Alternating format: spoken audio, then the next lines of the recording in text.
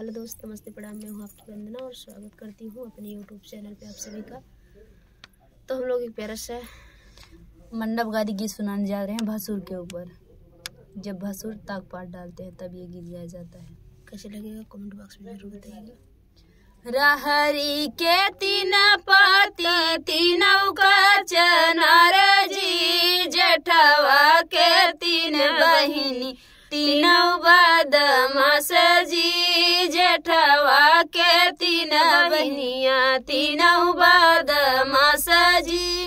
रहरी के तीन पति तीनों का चनार जी, जेठवा के तीन बहनिया तीनों बदमाश जी, जेठवा के तीन बहनिया तीनों बदमाश जी।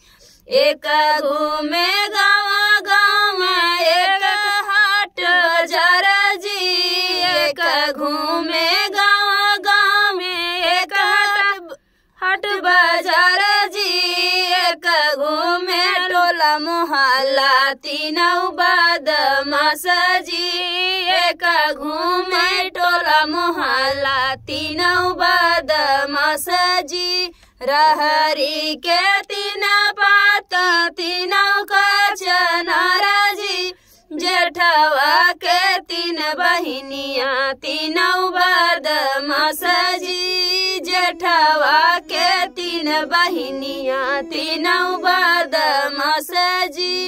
एक के साथ पुलिस दरोगा, एक के साथ थानेदार जी, एक के साथ बाटे सिपहिया तीनों बदमाश जी, एक के साथ बाटे सिपहिया तीनों बदमाश जी। रहरी के तीन पात तीनों का चनार जी, जेठवा के तीन बहनिया तीनों बदमाश जी, जेठवा के तीन बहनिया तीनों बदमाश जी। एक मांगे सोना चांदी एक हीरा मोती जी, एक मांगे सोना चांदी एक हीरा मोती जी, एक मांगे महल अटारी तीनों बदमाश जी, एक मांगे महल अटारी तीनों बदमाश जी।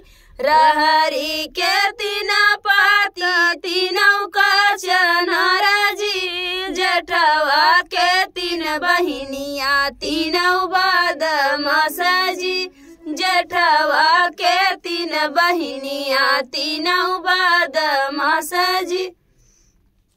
तो फ्रेंड गारी